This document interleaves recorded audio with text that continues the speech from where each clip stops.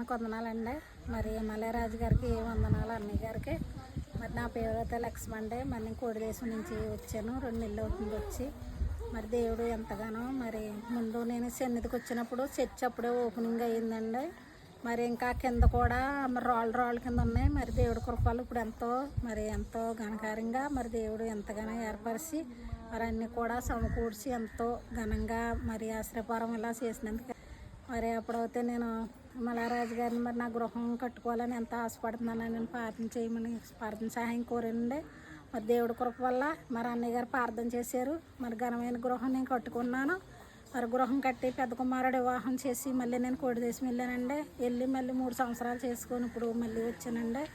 మరి పైన స్లాబ్ వేద్దామని చేసి మరి మలయరాజు గారిని మరి మా గృహానికి చేసి మరి ప్రార్థన చేయమంటే ప్రార్థన చేశారు. మరి పైన ఇంకో స్లాబ్ వేసుకున్నామండి. ఇప్పుడు దేవుడి కృప వల్ల మరి అన్నయ్య గారి ప్రార్థన వల్ల మరి స్లాబ్ వేసుకున్నాం. మరి ఇప్పుడు నేను వచ్చి మళ్ళీ కుమారుడు వివాహం చేశాను ఈ నెలలోను.